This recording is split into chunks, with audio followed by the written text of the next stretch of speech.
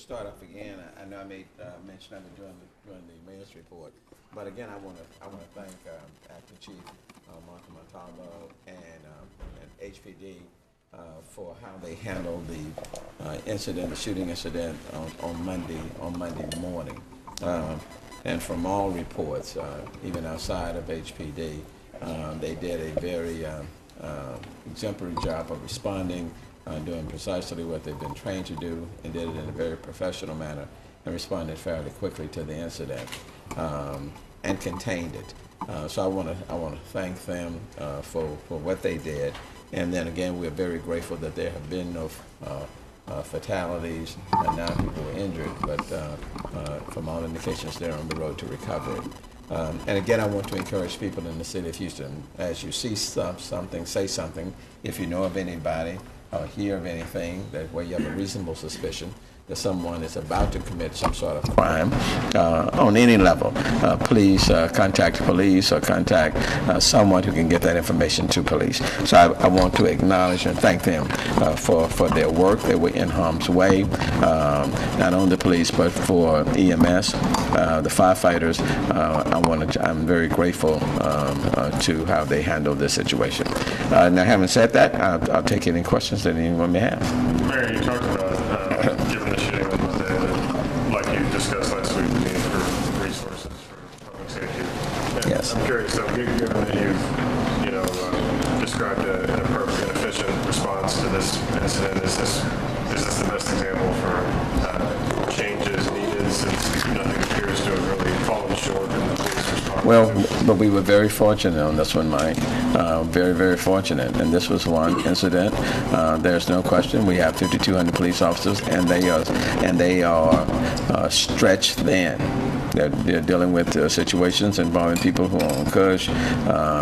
They're dealing with robberies that may be taking place, for example, in our city, Heights areas and other areas. The response time, not just on where a homicide may be at issue, but where there may be some other sort of criminal activity that's occurring. So they're stretched thin, and they're covering 640 square miles.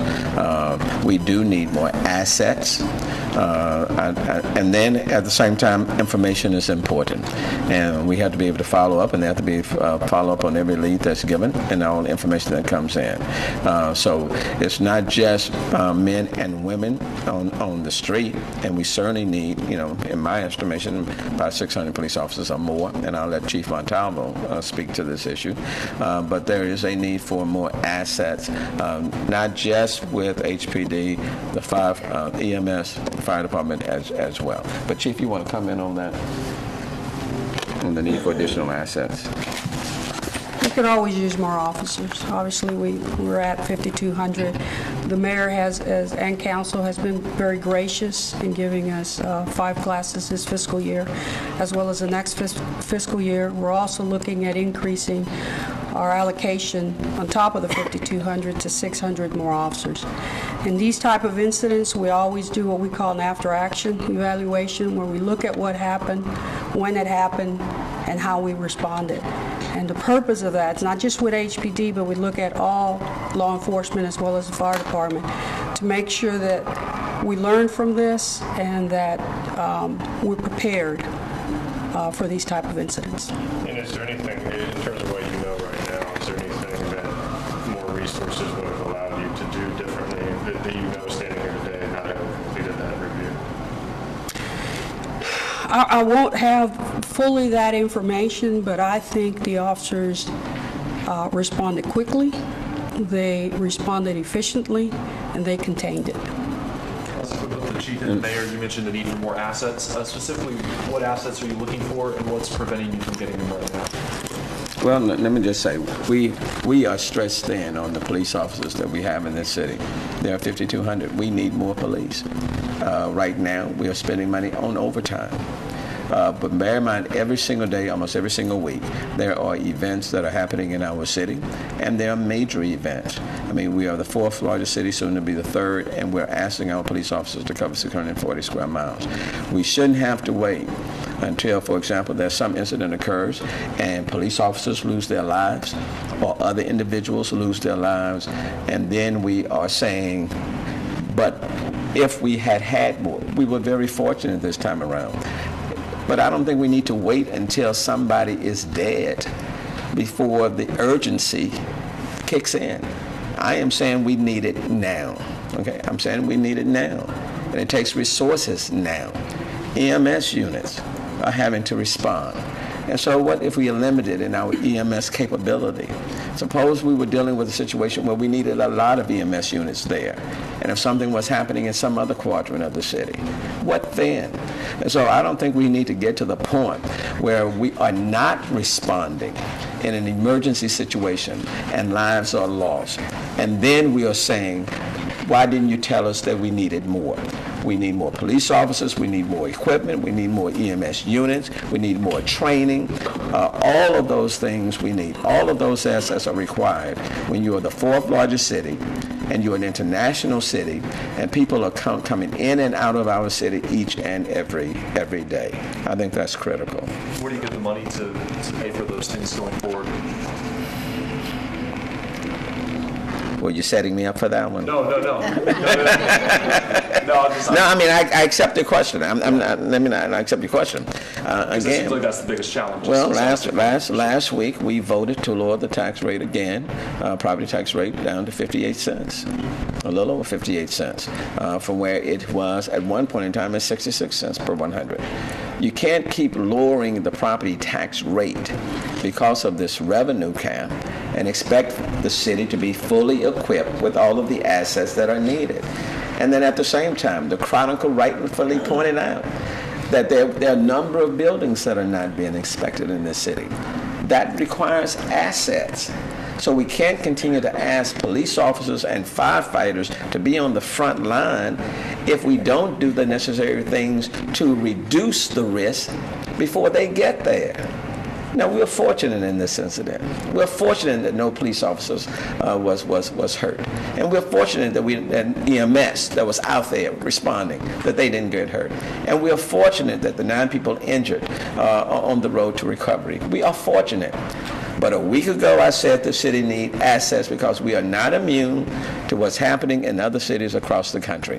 I think if anything, this was a warning call that what I said last week was not just, making a statement that didn't have any consequence. Okay? I think what Monday demonstrated is that events that are happening throughout our city, throughout the country, can certainly happen right here. This man had over 2,600 rounds of ammunition and several guns. Okay? Now, how many others are out there like that? Okay? That's what I want to emphasize. I think if you can foresee what possibly may happen down the road, then I think it's incumbent upon us as the guardian, so to speak, of the city to then prepare for things that we can reasonably foresee. And if we can reasonably foresee that events will occur and we have a clear understanding of the assets we need to protect people in this city, but those assets cost money, then I think we are asking police officers and firefighters to step up on the front line, and we are not fully giving them everything that they need to protect the people and to protect themselves. So we've been fortunate, but let's not be naive. Okay, let me say it. To make a comparison, when you look at New York, they have 40,000 cops. When you look at Los Angeles, they have, I believe it's either 10,000 police officers. The next city is going to be Chicago, and they have 12,000 police officers and are going to be hiring an additional 1,000 officers. Houston Police Department stands at 5,200 officers, and we cover over 600 square feet. New York and all those other cities are under 300 square feet in comparison. And we were fortunate in this case, in this year, we had a budget situation where we didn't have to lay people off. We're certainly doing everything we can to move forward in resolving our pension issues, okay? But you can't ask some to sacrifice if we are not all participating in the sacrifice for the greater interest and good of our city. So let's be very grateful. Let's be very thankful. We certainly were blessed on Monday. And again, I want to thank the Mayor Pro Tem for stepping in and doing a enormous job in my absence. So we were very blessed. But let's use this as a warning call that we need to get better prepared. And that's what I'm saying. We just need to be better prepared. The Chronicle has highlighted that in very detailed fashion, not just on police side, but in terms of the fire department and inspections and the chemicals and everything else, the buildings that need to be inspected. I don't deny that, okay? But I will repeat again, you cannot make brick without straw. Okay. Sounds like you're building the campaign or the verbiage for whatever you like to. I'm building a campaign for the public safety of the people in this city. Yes, I am. And I'm saying to people in this city right now that as we move forward, it is important that we have the necessary assets to protect men and women, families, children, seniors in this city. And at the same time, I don't think we should ask police officers and firefighters to respond to calls that may put themselves in harm's way without giving them the things and the tools that they need to keep others safe and to keep themselves safe. And I think I have a responsibility to say to the people in this city, let's be prepared on things that we can reasonably foresee. Is there, since the chief and captain are here, can they update us on the Sure. What particular information are you looking for? Where are you on the investigation? Do you have a motive? Is it because his law firm fell apart, that kind of thing? Or where are you guys working on as far as that? No, we don't have a motive yet. We're still working on that. We are working on the vehicles that we're processing to get them back to the owners. We attended the autopsy yesterday, a fairly lengthy one, so we have some preliminary reports on that. And we continue to interview people and witnesses to the incident itself. What can you share with us about the autopsy? Preliminarily. Thank you. Begin with. Right. I can tell you that the autopsy revealed the suspect was shot about 6 times, all from long guns, and that we'll have to wait for the full report to come out for further detail. It's not clear right now whether it was a Houston police officer or some of the surrounding jurisdictions who fire or they come from multiple officers. That's correct. That determination has not been made yet. And what about, do you have any idea as far as the Nazi paraphernalia? Is it more a collector's thing, or did he actually have some sort of affinity towards that cause? Well, it was certainly a collector's thing, considering he had it. To what extent it might have played in this still remains unknown. And the type of weapons that you own? Oh, the weapons that he had on or about his person, the ones found in the residence included another .45 caliber semi-automatic handgun, as well as a 9mm handgun and a .30-30 rifle, along with additional ammunition and then some other stuff that was not present at the actual shooting scene, which included body armor, gas mask, and some other stuff. And additional ammo. Okay, so how many guns have you recovered in total? 5. Okay, and they're like, how many in the apartment, how many in the car, and how many elsewhere? 2 either on his person or in the car, 2 total, 3 in the residence. And then how much ammo have you recovered in total? Well, we gave some information out previously about 2,600 rounds there at the scene. The count within the residence, I don't have for you yet, but I will. Okay, but we ran for a call. There's no. I mean, some of the neighbors had talked about red flags, like he acted weird, he was mean to the maintenance guys and things like that, but there was no significant calls for service to that address prior. There was no reason for you guys to go search the apartments or anything before. What we're doing is we're mining the data. If you're asking, was there a call with his name specific? We have found calls where he was a complainant, but not a suspect. As far as the actual call for service, we're having to mine that data. We're going to have to look into the call slips to see exactly, and not just with him, but anything associated with him before we can affirmatively say what we have on it. I mean, he was I guess, a prosecutor in his early 20s, so that required a background check with that, and now you guys haven't found anything like in his background as far as criminal or anything that raised red flags up until recently, I guess? No. And you know, part of the difficulties in mining the data is that at some point he also did change his name. So we're going to have to also look. There was a name change in there. So we're going to have to also look into that.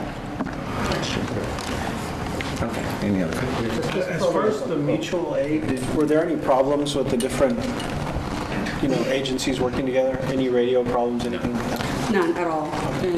And that's what the after action does, to see what we could have done better. But preliminary information is none. And there was something about the EMS, not having maybe some protection or being in harm's way. Is that something that y'all are looking at? The way the EMS usually works is they come in after us. In this particular incident, I believe they made the scene just as it was happening, and obviously they were trying to tend to the wounded as well as protect themselves. Right, And those incidents happen. Usually we come in, back them off, assist with any wounded that are necessary, but then we take the what we call the hot zone. We know that as people went through his background, as you said, he went from being a prosecutor to, and obviously a successful law student, to the point of deterioration. His business didn't go well, and then there were several months in which we had more and more erratic behavior. Are there any things that can help us understand when perhaps a person needs mental assistance, counseling, any other types of things that can help people who may have friends and family going through depression? I think the investigation is still ongoing, but there's nothing that has been presented that would indicate any need for law enforcement or someone else to have stepped in sooner than what happened on Monday morning. But the investigation remains active. I had a couple questions following up on your comments, not last week, but 2 weeks ago. You mentioned some things related to the TERS program and the revenue cap, and then sort of in a hypothetical world, if the TERS went away, then everyone would be subject to the revenue cap. Do you have any plans to make any adjustments to that program prior to the vote that you're anticipating next fall? No. The only thing that I'm saying, that I've indicated, is that once we get a final resolution on the pension issue, then I will ask the voters in November of 2017 to remove us from the revenue cap. That would be the time for all Houstonians to participate in the sacrifice that I've asked municipal workers, police officers, and firefighters to do. But I certainly do anticipate moving forward and getting the pension issue resolved, and I'm very confident that the legislature will do just that in this upcoming session based on the conversation that I've had. And as it relates to the TERS program specifically, you've spoken about your desire to address inequities in the city. You've also spoken about how some of the zones may in fact further that inequity. And I stand by that. I do think it creates an inequitable structural funding system. That's one of the reasons, even in the budget that we approved for 2017, we asked some of the TERS to contribute more because of that inequity, to try to even it out a little bit within the existing structure. But I do think when you have certain parts of your city that are operating under the TERS, and there are many things that they can do that people outside of a TERS cannot do and don't have the funding to do. And in many instances, those are areas that are underserved, under-resourced. I think it does create an inequitable system. And just my last one on this, I wonder kind of what your thoughts are generally on a sort of awkward situation from a policy perspective you find yourself in because of the revenue cap. It doesn't make any sense to get rid of them because then the money just disappears, right? Well, I mean, the reality is that when we self-imposed the revenue cap on ourselves in 2004 to try to, and then Mayor White then asked the people in the city of Houston to add $90 million on top of that for public safety, recognizing that, could easily bump up against that revenue cap, and the people in the city approved. We are now bumping up against that, and over the last 2 years, we have had to return about $220 million, dollars that we could have been using to purchase more police and do other things that we could not as a result of the revenue cap. And based on what we did last week, about $28 million, we are not able to take advantage. We're not able to take advantage of. But the reason why the TERS are still in existence, because as long as you have, as you know, as long as you have the revenue cap, they are somewhat exempted from the revenue caps. The TERS are, and so you have a system that something that we self-imposed on ourselves in 2004, and now we're using the TERS to kind of as a way of minimizing the impact. And then, of course, the city council increased the exemption for seniors, and now that's up to what, about 160,000, I think? Something like that. Yeah. About 160,000. So, the city council have been trying to minimize the impact of the revenue cap by the utilization of the TERS and increasing the homestead exemption. I mean, that just points to the structural inequity that exists. But you can only do that for so long without hurting the city as a whole. So I do think that once the revenue cap is removed, then the necessity for the TERS is not nearly as great. So I lied. I have one more last one. Okay. Let's say voters don't go along, or perhaps there are ideas that you've talked about that you could do to lessen the inequities that creates ahead of the vote. So either ahead of the vote, or if the vote goes in opposite to the way you want it to go. Are there any ideas that you've discussed to address them? Let me just say, if for example, when I came into office, we faced a huge budgetary shortfall, $160 million. We've addressed that. The other big issue, of course, is pensions, and we are in the process of working to address that.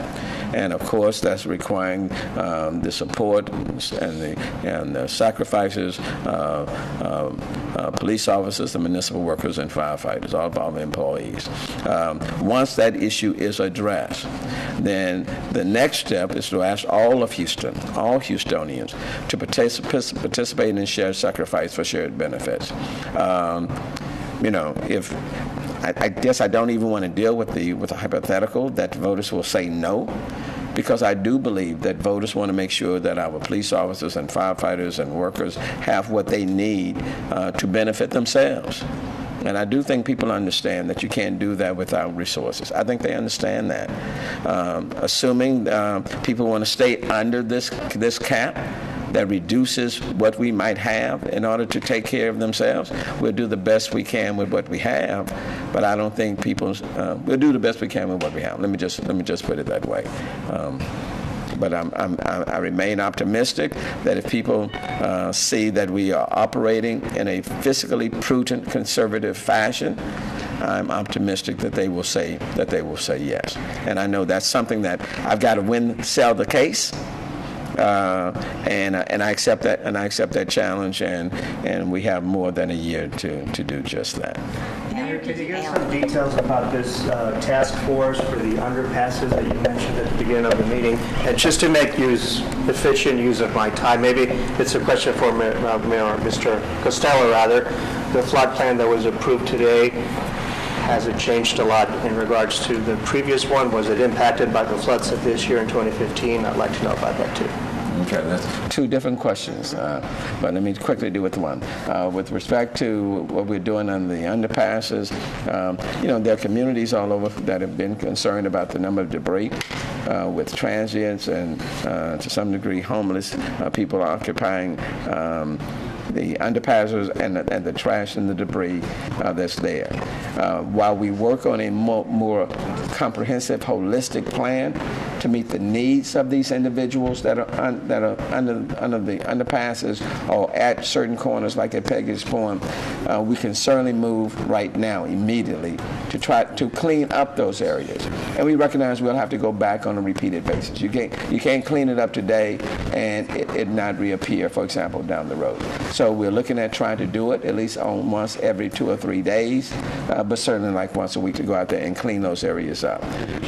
We are in the process of putting together a more comprehensive plan to deal with the transient population, and at the same time always to continue to reduce our homeless population. But those are two different groups, and I don't want to associate them as if when you talk about the transit and people who are on Cush, they're the same as the homeless, because it's not that simple. It's a lot more complicated. And over the next 3 weeks, my hope is that we'll have a comprehensive plan on how to reduce the population that's out there, that we can start discussing with the members of City Council, and that will deal with panhandling and people who may need substance abuse or people who may need housing, or trying to profile these individuals one by one and identify what their needs may be, and to try to give them the services that they need to get them from off the streets or from underneath the underpasses. With respect to the flood plan, let me ask Dale Rudick, who is the Director of Public Works, to answer your question. This is more or less just housekeeping. Every 5 years we go back and be sure that we get ourselves sort of recertified with the community rating system. This allows us to give the opportunity for our residents who purchase flood insurance to get a discount. We're the only major city with a CRS of 5. It goes anywhere from 1 to 10, 10 being the one that you just start out with gate. The City of Houston has been very proactive with respect to being able to assure that we've got all the assurances in as far as our public information plan and other requirements of FEMA, so that we can take advantage. And a CRS rating, for the most part, generally means like a 25% reduction in for the flood insurance that they acquire. So it's just a benefit to our taxpayers, which ultimately means an equivalent amount, about $12 million a year. The fact though that in the past 2 years we've heard so many times, my home never flooded, I'm supposed to live in a zone where this wouldn't happen. Has that impacted the plan that was passed today? No, it has not. And then let me go back to your question, because I want to emphasize this, and I'm going to ask if you would carry this message on, specifically as it relates to panhandlers. I'm asking people not to give to panhandlers, okay? Not to give. Give to some charitable organization or some nonprofit that can assist people who are in need. We certainly recognize that there's a need. Many people are in need for financial reasons and other purposes, but we are not helping. We're not helping the city as a whole, and quite frankly, we're not helping people individually by continuing to give to people who are coming up at the end, who are standing at the intersections and approaching your cars and asking you, to contribute. I understand the desire for people to give, because we are a very giving city and very philanthropic. I understand that. But I am telling you, it is making the situation worse and not better all over the city. And so I am asking Houstonians, whether you are in one part of town or another, if you will not give to panhandlers on the streets of the city of Houston. Give it to your church, or give it to some synagogue, give it to some charitable organization, some faith-based organization, some nonprofit, but please do not give to individuals who are standing on the street. It is counterproductive, and it is making all of us less safe, and it's not serving their particular purposes at all. Okay? Do you know anything about the water main break that I guess they're fixing on the southeast side? That's the one that's on Clinton, and that's why we knew, Maya, you were going to ask that question. Yeah, let's see. Yes, the water main break that we had, it was a leak we had on a 96-inch transmission line, which is a very large line. We have already closed it off and isolated where we needed to make that repair. As of just a few minutes ago, the repair is complete. Now, because it is such a large line, it takes a while for the pressures to get equalized, but the repair is complete. It's ahead of schedule. Now it's a matter of filling up the area that 96-inch line that they isolated to repair, and therefore, through the course of the next several, I guess, through the evening, we'll be continuing to equalize that pressure. And we have a very redundant system. That's why even though we had to cut off that main transmission line, we were able to go ahead and everybody still had water. It's just a lower pressure, and now it's just bringing it back up to that equalized pressure that we need to. Doesn't have water right now. We have not received any reports of that. Is this the same line related to what was going on at U of H last week, or is this? No, that was a completely different situation, totally. And what about any relation to the Public Works building? Presumably no. There was also water? No, that was an isolated individual leak on the private side, which is the public building side. Got it. And Mayor, since we didn't catch it earlier, but really, all three stations led with the breaking news of J.J. Watt last night. So tell me how that's weighing on your mind. Oh, look, JJ is pure Houston, and I mean, he's an amazing athlete, an amazing football player, an amazing Houstonian in terms of his giving and his heart. And so when he hurts, we all hurt. And so we're going to pray for a very speedy recovery, but we want him to take care of himself. I would tell you, as much I think as we all want Texans to win, and we recognize he's a vital component of that, our number one concern is for himself and for his own health. So we want him to take care of himself first, and then he'll can come back to the Texans as soon as possible. But we're praying for him. Did Jamie offer you any insights to the Texans' strategy on your trip? We talked about the Texans in Cuba. Yeah, I'm going to hold on to that for right now. But what I will say, though, is that, of course, yesterday was my official birthday, and I want to thank Tom Herman, the coach from University of Houston, for sending me a personal text. That made my day, and I returned the favor by sending him a text, wishing him well and a long stay in the city of Houston, which would be the greatest birthday gift that one could give to me. Is Cougar proud, Houston proud, and longevity. So we are standing fully behind Tom Herman, as I indicated to him, and the Houston and University of Houston Cougs. Did he reply back to you, sir?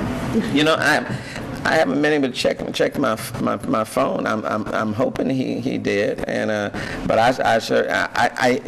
he sent me the text unsolicited, and in fact I was looking at it when I came in from Cuba last night when my phone was able to start working again, and I sent him a text. Look, we love us some University of Houston Cougars. We love all our schools, but I am a U of H alum, and so we love University of Houston and the Cougs, and we love and respect highly Tom Herman, and we are sending as much positive feedback to him, and let him know that there is no place like the city of Houston, just absolutely none. And that's why I couldn't wait to get back from Cuba to come right back to the city of Houston. There is no place like the city of Houston. So thank you all so very much. And any questions? If you have time, one of our other reporters was wondering about the amusement park. You mentioned it was a big priority for you. Has there been any movement on that? In fact, I'm glad you asked. Houston First is putting out an RFP on that very subject. That RFP is going out next week. So we're moving on multiple fronts, and that happens to be one. Any other plans to travel? You mentioned the trip to Mexico soon, and the forthcoming start of the line from United Airlines to Cuba. Are there other travel, other airlines planning to serve Cuba or anything else that you're aware of? The first airline I think going to Cuba will be the end of November. I mentioned November 29th. That's going out of Jersey, I think. And then the first flight leaving from Houston going to Cuba, I think it's December the 3rd. It's December the 3rd. So it's only a 2-hour and 14-minute flight, period. Okay, thank you very much. Appreciate you. Thank you all. Mr. Ruddick?